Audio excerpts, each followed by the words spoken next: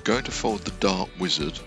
Now the Dark Wizard can be a scary model, so you have been warned. Very popular at Halloween.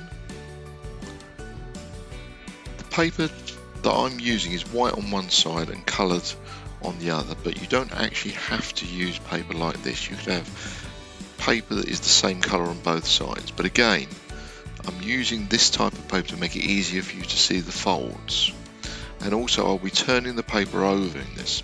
So for the first fold, we turn the paper white side over, in my case, and I'm going to take this point and fold it to the top.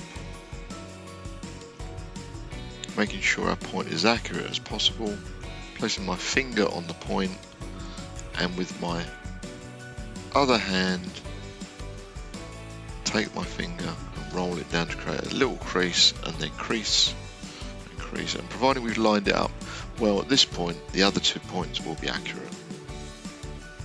So I'm now going to open out the paper, rotate, and I'm going to fold this point to this edge. So probably the best way to do this is to have the crease that you've just folded horizontally, and we fold to this point. Try to make this point as accurate as possible, because this will be seen in the finished model. So when you've lined it up, then do a sharp crease.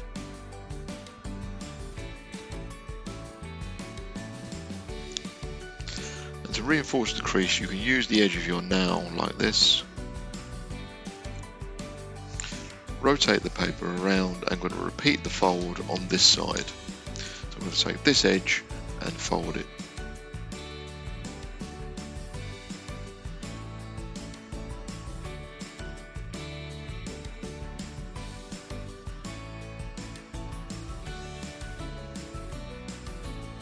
The next fold is to take this point and fold it to the center. So once again, try to make the point as accurate as possible.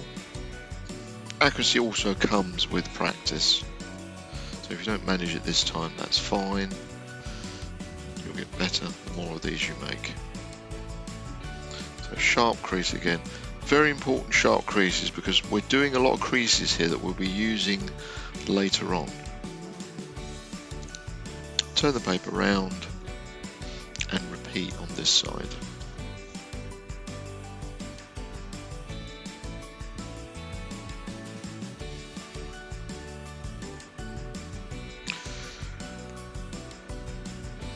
Rotate the paper and undo the last 2 folds that we created. So our paper is like this. I'm going to take this point and fold it right down to this point here.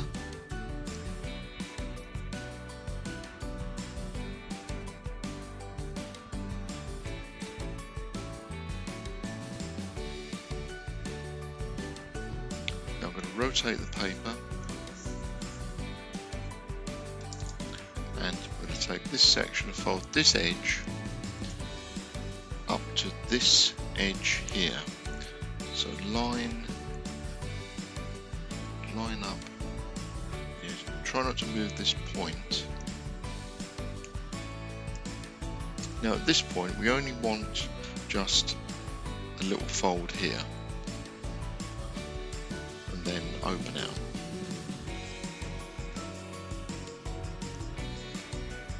Rotate the paper, and using this marker that we created here, we're going to fold just this section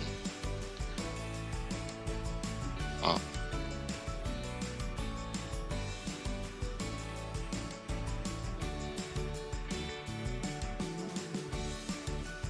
And we're now going to create another fold. We're going to take this edge here and move it up to the edge of the paper here, like this.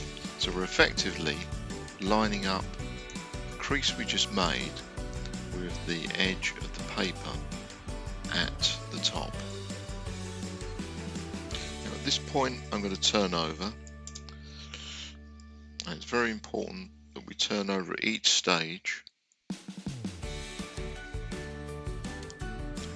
and I'm going to take this edge here and fold along this edge here. So from this point we're folding to the center and repeat the other side.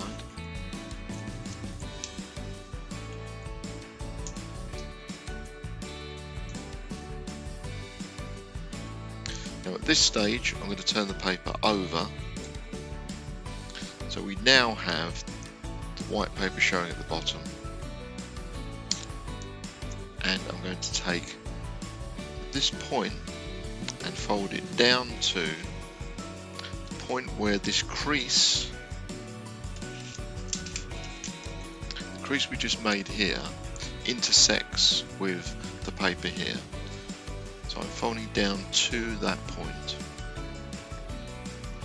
So let's actually perform the move and fold down to this point here.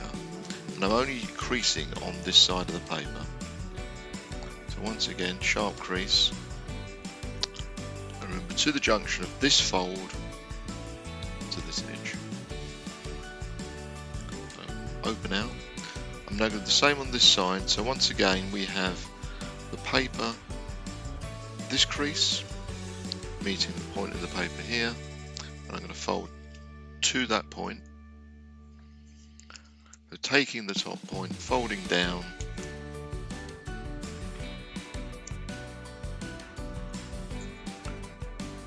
to the point here, the junction of the crease where the paper meets, and I'm going to fold only on this side.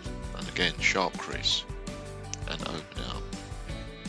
So those two folds effectively created two valley creases on this side. Valley, valley. And the creases we previously made are now here, which actually appear now as mounting creases. And we'll see what that process creates later on. Right, for the next step, I'm going to take this edge and fold it to this edge here, making sure that we're folding an accurate point.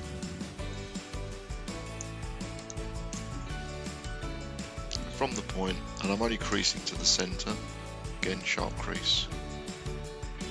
Open out and repeat on this side.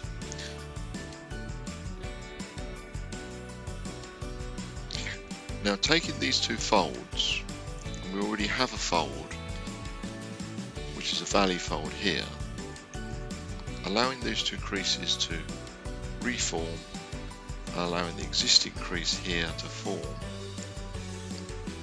we create what's commonly known in origami as a rabbit's ear fold, like this. Now we're going to form some pre-creasing.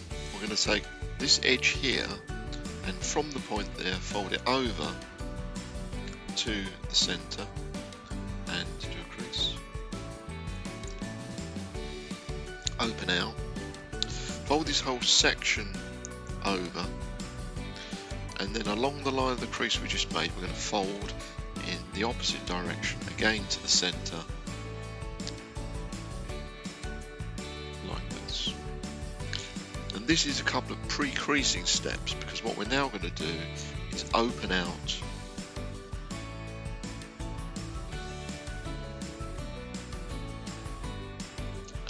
along the creases. The pre-creasing makes this step a lot easier.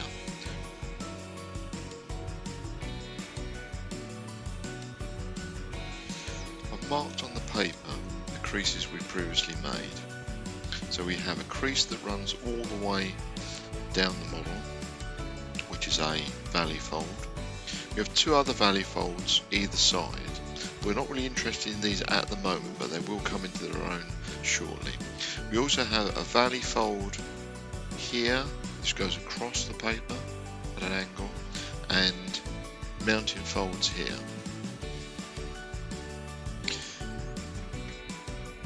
If we now merely collapse the model, then these creases form shape we're after. And if you created sharp creases earlier, then this will happen a lot easier. Rotate the paper, and the location points for the next fold are quite important. I'm going to fold this piece of paper over, and the important points to note are, we want this point to line up with the edge here, and on this side we want this point to be the location for the edge of the paper here. So taking this point and this point, if we rotate the paper into place, we can now see that this point is over the edge here, and this point lines up with the edge here. So I'm happy they're in the right position, and I'm going to do a crease.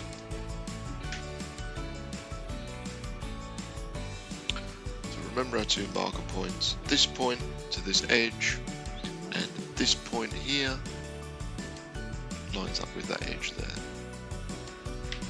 Now we're going to do the same thing on the other side, but it will be a lot easier on the other side, because all we really need to do is match up the fold that we've created on the other side.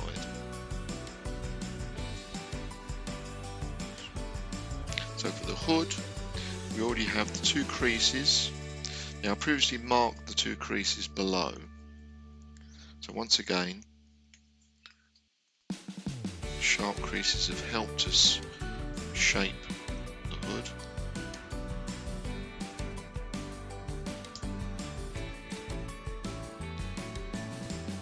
Now this is just a little soft fold here,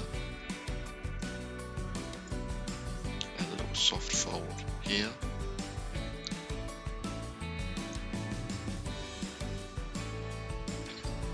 And we'll see that where this existing crease hits the edge of the paper here, we just want to cause that crease to reform to give the hood a little bit more shape. Same the other side.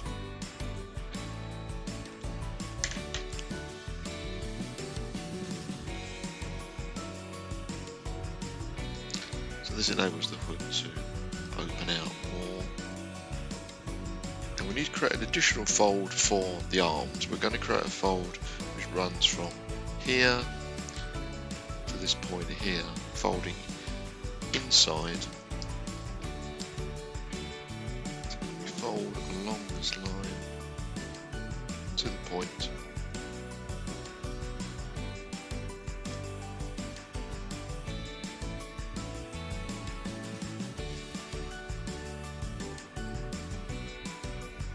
Right, at the bottom of the model, we make sure these two flaps are folded to meet in the center, so along the line of the existing creases.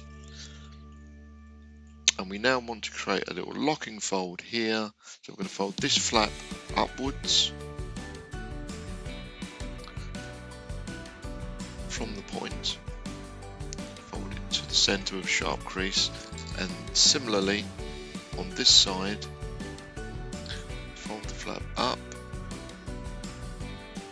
sharp crease from the point to the center like this.